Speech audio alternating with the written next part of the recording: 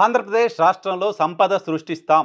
ఆంధ్రప్రదేశ్ రాష్ట్రంలో సంపద సృష్టించడం ఎలాగో మేము చూపిస్తాం. ఎన్నికలకు ముందు కూటమిని లీడ్ చేస్తున్న టీడీపీ అధినేత చంద్రబాబు నాయుడు చెప్తూ వచ్చిన మాట. గత ప్రభుత్వం అప్పుల పాలు చేస్తోంది, శ్రీలంకన్ చేసింది. రాష్ట్రం వైపు రావాలంటే పెట్టుబడులు వచ్చే పరిస్థితి లేకుండా పోయింది. రాష్ట్రాన్ని పూర్తిగా అప్పుల పాలు చేశారు అంటూ మాట్లాడారు. సో ఎన్నికల కంటే ముందు 10,00,000 కోట్ల నుంచి 14,00,000 కోట్ల వరకు అప్పటి జగన్మోహన్ రెడ్డి సర్కారు అప్పు చేసింది ఇలాంటి విమర్శలు పదే పదే Telugu Desam party, Janasena party, Bharatiya Janata party, Telugu Desam party media కంటిన్యూస్గా చేస్తూ రావడం చూసాం.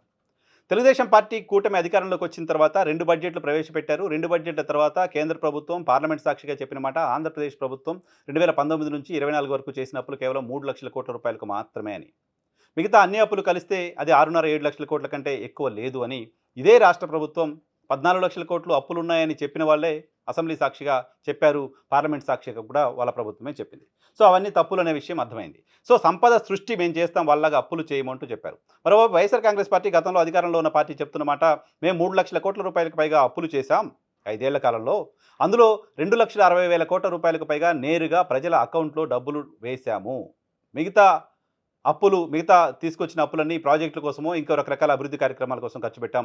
మేము తీసుకొచ్చిన అప్పులకు సంబంధించి ఏం చేశామనేది లెక్క కనపడుతోంది. బట్ ఈ ప్రభుత్వం ఈ 18 నెలల కాలంలో దాదాపు 1,50,000 కోట్ల రూపాయలకు పైగా అప్పులు చేసింది. కొంతమంది 2,00,000 కోట్లు అని కూడా చెప్తున్నారు. అది కూడా ఎగ్జాజరేషన్ నంబర్ మనం చెప్పలేం. ఈ ప్రభుత్వం వచ్చిన తర్వాత ప్రతి మంగళవారం ఆర్బీఐ దగ్గరికి వెళ్ళి బాండ్లు వేలం వేసి 2,000 కోట్లు, 3,000 కోట్లు, 4,000 కోట్లు అప్పులు తెస్తున్నమాట నిజం. సో బాండ్లు వేలం వేసి తీసుకొస్తున్నారు. సో 2,00,000 కోట్లు అంటే వైసీపీ చెప్తుంది. 1,50,000 కోట్ల రూపాయలకు పైగా అప్పులు చేసిన మాట నిజం, అమరావతితో కలిపితే. మరి ఈ డబ్బులన్నీ ఏమైపోయాయి అనే ప్రశ్నకు ప్రభుత్వం దగ్గర నుంచి ఆన్సర్ కనపడట్లేదు. కొత్తగా సృష్టించిన సంపద ఏంటి అనే విషయం కూడా అర్థం కావట్లేదు. 20,00,000 కోట్ల రూపాయలకు పైగా పెట్టుబడులు తీసుకొచ్చామని చెప్తున్నారు. 20,00,000 కోట్ల రూపాయలకు పైగా పెట్టుబడులు వచ్చిన ఒక రాష్ట్రంలో ఒక ఇంట్రెస్టింగ్ ఫ్యాక్ట్ నేను మీకు ఇప్పుడు చెప్తాను.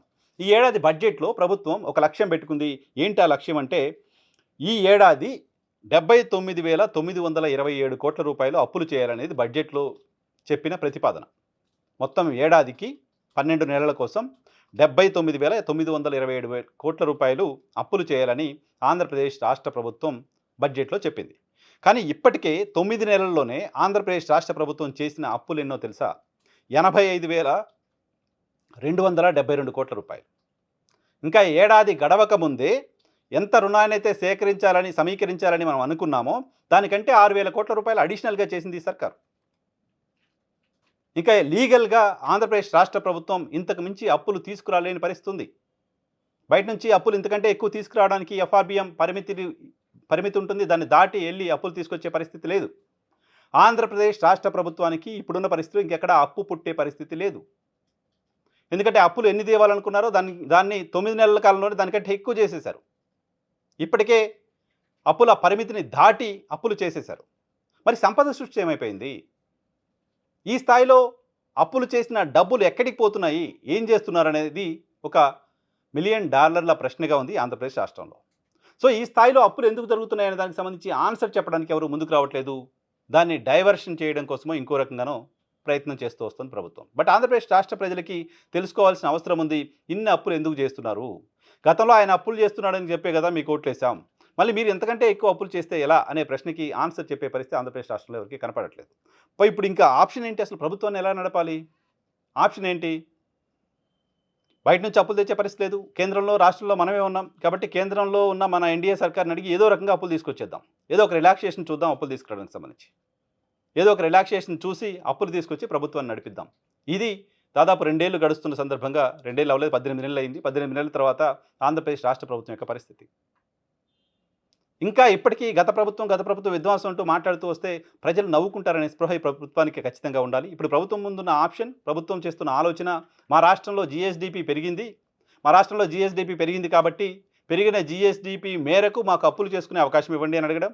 లేదా మా రాష్ట్రంలో జీఎస్డీపీ పెరిగింది కాబట్టి కేంద్రం మీరు మాకు కాస్త ఇంకా సాయం చేయండి అంటూ, కేంద్రంలో మన ప్రభుత్వమే ఉంది కాబట్టి వాళ్ళని అడిగి మరికొన్ని డబ్బులు తెచ్చుకొని రాష్ట్రాన్ని నెట్టుకొచ్చేద్దాం. ఈ 3 నెలలు నెట్టుకొచ్చేద్దాం. 3 నెలలు బడ్జెట్ తర్వాత మళ్ళీ ఫైనాన్షియల్ ఇయర్, మళ్ళీ ఓ 70,000 కోట్లు, మళ్ళీ 80,000 కోట్లు అప్పులు తీసుకురావాలని ప్రయత్నాలు చేస్తారు. దానికి సంబంధించి ఇమీడియట్‌గా మొదటి 3 నెలల్లోనో, 6 నెలల్లోనో తీసుకురావాల్సిన అప్పులన్నీ చేసేస్తారు. సో సంపద సృష్టి అనేది కేవలం ఒక స్లోగన్. సంపద సృష్టి అనేది ఒక అబద్ధం అనే విషయం ఆంధ్రప్రదేశ్ రాష్ట్ర ప్రభుత్వం నడుస్తున్న తీరును బట్టి చూస్తే అర్థమవుతుంది.